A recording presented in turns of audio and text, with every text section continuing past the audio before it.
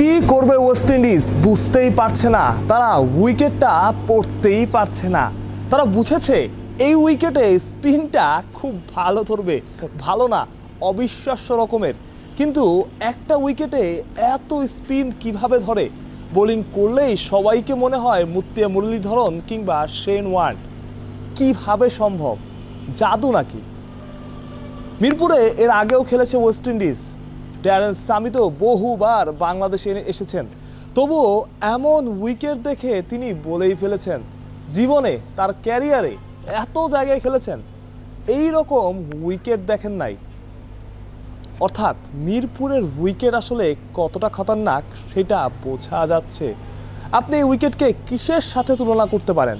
চাইলে অনেক কিছু দিয়ে ডিফেন্ড করতে পারেন, মনে আনতে পারেন অনেক কথাই, দিল্লির উইকেট, গায়নার উইকেট, আরও কত কি। সবাই তো হোম অ্যাডভান্টেজ নেয়, কিন্তু আদতে এটা আসলে কতটা লাভজনক? লাভ ক্ষতির হিসাব পরে খুব বেশি দোষও দেওয়া যাচ্ছে না।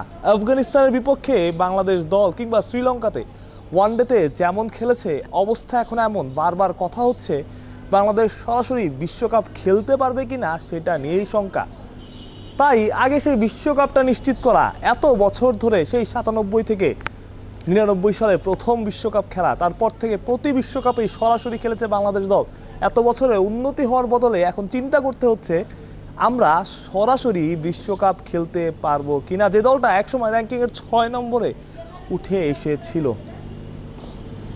এইসব বাদ দেই, নাসুম আহমেদকে একাদশে যুক্ত করা স্কোয়াডে যুক্ত করা হয়েছে। একাদশে কি নাসুম আহমেদ সুযোগ পাচ্ছেন? নাসুমের একাদশের সুযোগ পাওয়া অনেকটাই নিশ্চিত। কেমন হচ্ছে একাদশ? কে সুযোগ পাচ্ছেন? আগের ম্যাচ থেকেই বা কে বাদ পড়ছেন সেটারই আলোচনা।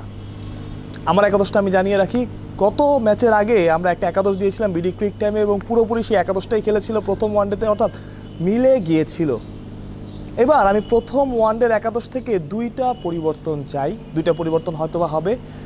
ওয়ার্কলোড ম্যানেজমেন্টের কারণে তাসকিন আহমেদ খেলবেন না, এটা একরকম নিশ্চিত, এবং আমি চাই তানভীর ইসলামের জায়গায় নাসুম আহমেদকে ইনক্লুড করা হোক। অনেকে বলছে যে একটা পেসারও তো আমরা খেলাতে পারি, যেহেতু সৌম্য সরকার আছেন, পার্ট টাইম পেস অপশন যদি দরকার হয় সৌম্য তো বলটা করে দিতে পারবেন। তবে আমার ইচ্ছা অন্তত 2টা পেসার খেলুক।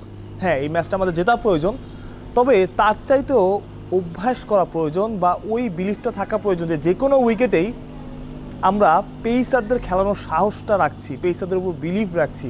বারবার আমাদের কোচরা বলেন বিলিফটা ইম্পর্টেন্ট, সেই বিলিফটা পেসারদের মধ্যেও রাখতে হবে। এত পেসার থাকার পরেও একজন পেসার যদি দলের মধ্যে খেলেন সেটা দৃষ্টিকটু লাগে। আমি আমার স্কোয়াডটা একাদশটা জানিয়ে দিতে চাই। সৌম্য সরকার আগের দিনের মতোই, সাইফ হাসান, নাজমুল হোসেন শান্ত, তাওহিদ হৃদয়, মেহেদি হাসান মিরাজ, নুরুল হাসান সোহান, মাহিদুল অঙ্কন, রিশাদ হোসেন, নাসুম আহমেদ, মুস্তাফিজুর রহমান এবং তানজিম হাসান সাকিব। তানজিম সাকিব থাকলে যে লাভটা হবে, তানজিম সাকিবের ব্যাটিং অপশনটাও আপনার কাজে দেবে। আপনারা আপনাদের পছন্দের একাদশটা কিন্তু কমেন্ট বক্সে জানাতে পারেন। অর্থাৎ আমার পছন্দের একাদশে প্রথম ম্যাচের একাদশ থেকে 2টা পরিবর্তন আমি চাচ্ছি। তবে যেটা বলছি উইকেট নিয়ে, উইকেট থাকবে আগের মতোই। এখানে যদি পরে একটা পেসার টিম ম্যানেজমেন্ট খেলিয়ে দেয়, অবাক হওয়ার মতো আসলে কিছুই থাকবে না। সেটা হতেই পারে, কিংবা অন্য কোনো পরিবর্তন হতেই পারে, আপনি অবাক হবেন না। আমি আবারও বলছি, এই একাদশটা আমার, এবং গত ম্যাচের আগেও আমি আমার পছন্দের একাদশ দিয়েছিলাম, একাদশ পুরোপুরি মিলেছিল। সৌভাগ্যই বলা যায় আমার। আপনারাও আপনাদের একাদশ জানাতে পারেন কমেন্ট বক্সে। তবে এই উইকেটে খেলে আসলে কতটা লাভ হচ্ছে সেটা নিয়ে কিন্তু প্রশ্ন থেকেই যায়, কিন্তু কি আর করার, বিশ্বকাপ তো খেলতে হবে, সরাসরি বিশ্বকাপ তো খেলতে হবে। আপনি তো নামিবিয়া, কেনিয়ার সাথে খেলে বিশ্বকাপে উঠতে চাইবেন না। বাহ, প্রত্যয়, বিডি ক্রিক টাইম।